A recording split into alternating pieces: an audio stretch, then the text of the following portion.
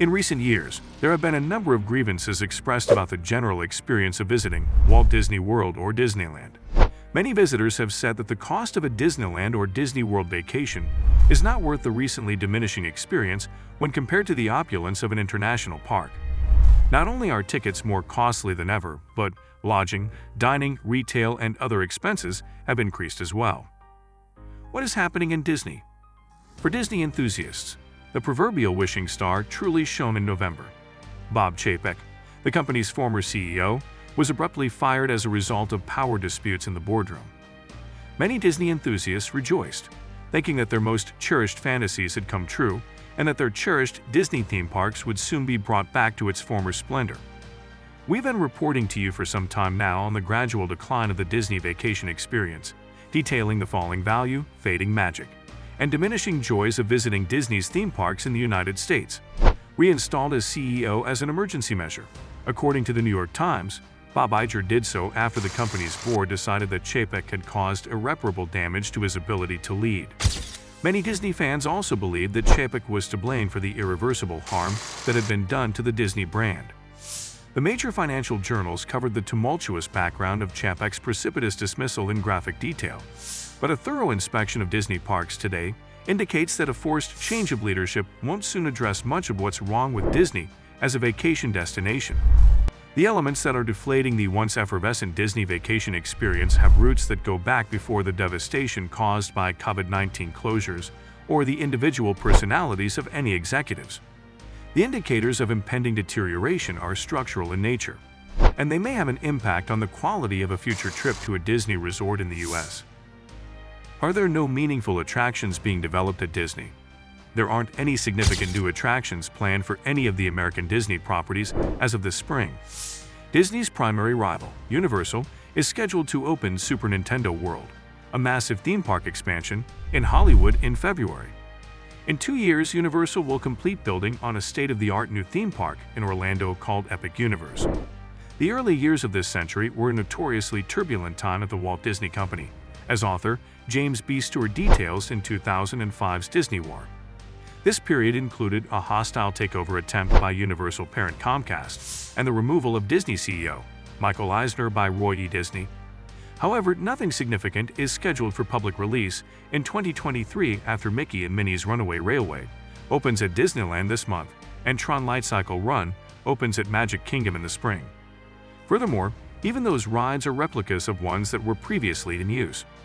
Travelers deciding whether to choose Universal or Disney should take that delay into consideration, given how long Disney takes to create things.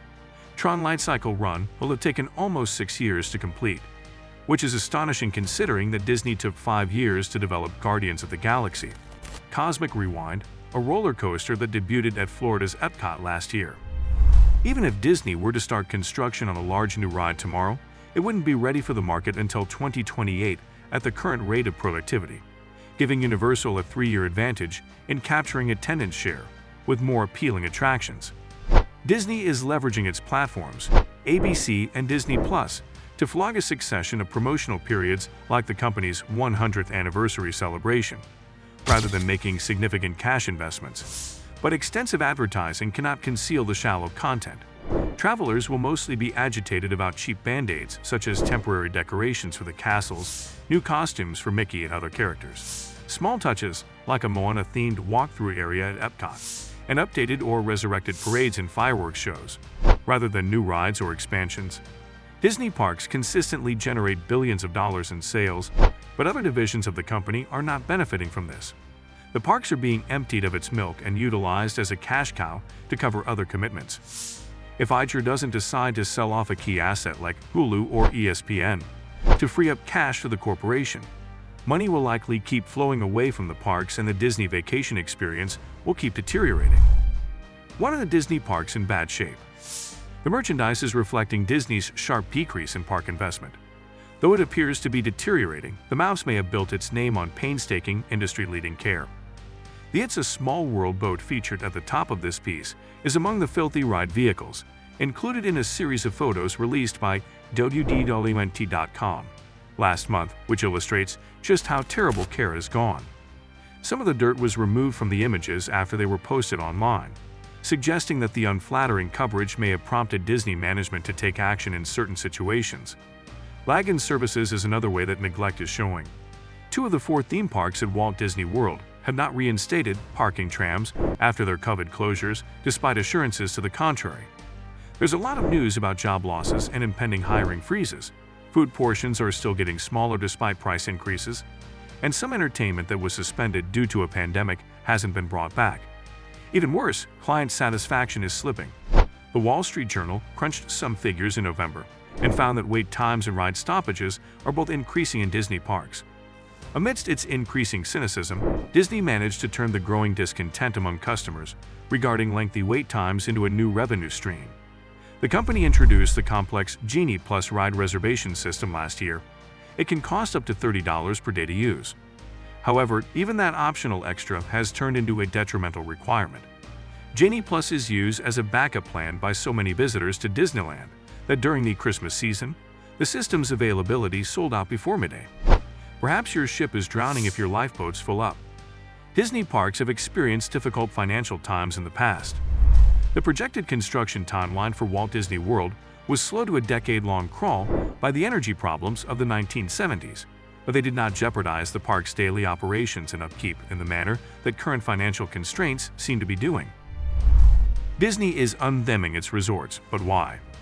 The company's most innovative ideas have historically come from the world-renowned Imagineers, but in recent years, severe layoffs, cost-cutting measures, and resignations have decimated the Imagineer ranks.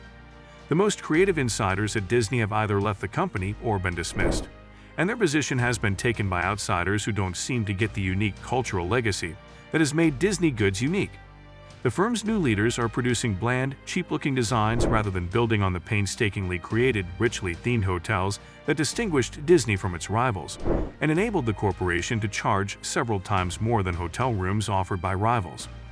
The evocative Polynesian Village Resort at Walt Disney World, an atmospheric assemblage of low-slung longhouses in the South Pacific style, is set to get a shiny new addition that resembles the tower of a generic chain hotel, rather than an expansion of the property's 51-year-old architectural theme. Disney reporter and host of the Mickey Views YouTube channel Braden Holness has coined the term untheming to describe this generic-looking modernist decor trend that is causing blandness to the Disney resorts everywhere from in-park shopping to luxury hotels that are advertised as having more transporting theming. This trend highlights a fundamental misconception of the Disney product from within the company's own ranks. Does Disney contribute to family debt? Contemporary Disney seems to believe that it can charge whatever it wants for the lowest quality available, and it has good reason to believe that way. The financial website Lending Tree revealed in December the findings of an investigation that showed 18% of families that purchased Disney vacations did so by incurring debt. Accountants may get excited for a while when they see that almost half of your consumers are taking on debt to purchase your product, but this is concerning for the company's long-term viability during hard times. The International Monetary Fund issued a warning, predicting that a third of the world's countries would experience a recession in 2023. Additionally, debt-ridden clients will disappear during a recession, as will a large number of foreign visitors who often visit the parks. Customers who can afford luxury goods will replace Disney once it loses the support of families who cannot afford to visit, and they will hold Disney accountable for its shortcomings. When goodwill runs out, people may follow. All that's happening is that those things are getting smaller and less valuable overall. With little financial investment, a grating theme park experience, and a lackluster narrative, Disney might soon discover that it is no longer worthy of the reputation that it created. And after that, it will just be another meaningless status symbol. First, it affected movie theaters and roomy airplane travel. Disney's once iconic, superior product is now being replaced by a knockoff manufactured in a factory. Do you think highly of Disney?